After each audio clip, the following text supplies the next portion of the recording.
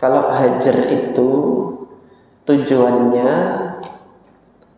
kan hajar tadi secara bahasa kan putus. Makanya hijrah itu dinamakan hijrah karena putus dari tempat yang lama, pindah ke tempat yang baru, putus dari tempat yang lama, itu hijrah. Hajar ini memutus komunikasi. Jadi nggak melakukan komunikasi, diam, mendiamkan. Kalau jarah wa ta'dil nggak bisa diam. Jarah wa ta'dil, jarah itu celaan, ta'dil itu pujian. Kalau diam, mana kita tahu dia mentakdilkah atau menjarah? Kita tidak tahu gitu. Nah, dalam jarah wa ta'dil itu ada ucapan yang keluar. Ini satu perbedaan antara hajar dengan jarah wa ta'dil. Kemudian dari segi tujuan hajar tadi, tujuannya agar orang bertaubat, menyadari kesalahannya, berhenti dari kesalahannya. Adapun jarah wa ta'dil, pada dasarnya para ulama hadis ini nggak ada yang para perawi hadis ini tidak ada yang menyengaja untuk salah gitu loh. Tetapi jarah wa ta'dil ini diperuntukkan untuk menjelaskan kekeliruan dan kesalahan ahli hadis agar orang yang mengambil riwayatnya itu waspada terhadap riwayatnya itu gitu loh. Jadi jarah itu artinya celaan. Ta'dil secara bahasa itu artinya, kalau kita mau terjemahkan, dia pujian. Jarah celaan untuk apa? Pujian untuk apa? Celaan untuk mengabarkan bahwasanya riwayat orang ini nggak layak. Ta'dil ini pujian untuk mengabarkan, memberitahu bahwasanya riwayat orang ini layak untuk diterima. Jarah wa ta'dil itu sama seperti transkrip nilai antum ketika antum sekolah itu loh. Di dalam situ kan antum dikasih tahu nih, nilai bahasa Inggris C, itu celaan enggak? Antum dicela bahasa Inggrisnya itu. Ini nilainya enggak bagus bahasa Inggris, tapi bahasa Arab A, dapat pujian. Fungsinya buat apa ini? Buat ngasih tahu orang antum lemah di sini tapi bagus di sini gitu loh.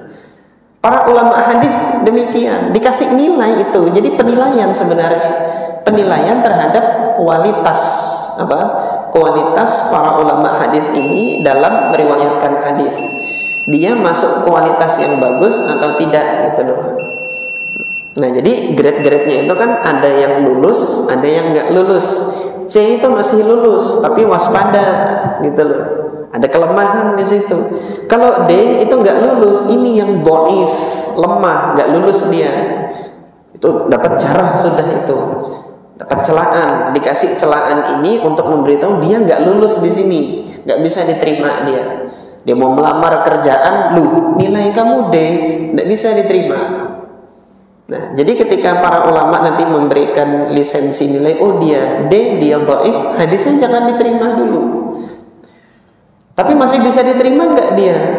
Tunjukkan kalau dia punya kualitas. Dia datang bawa ijazah gitu kan, ijazahnya nilai kamu banyak yang ancur gitu. Tapi kamu punya skill nggak? Punya, saya skill ini. Ya sudah, nggak apa-apa kamu kerja, masih bisa diterima. Dhaif juga demikian. Dari 100 hadis yang diriwayatkan, kalau 100-nya itu benar, ketika dibandingkan dengan yang lainnya 100 benar, itu nilainya A, dapatnya thiqah. Tetapi kalau dari 100 hadis itu 50 hadis salah, 50 hadis benar, diterima nggak nih? Nggak diterima, dhaif sudah dia. Artinya salahnya banyak, nggak lulus dia ujian.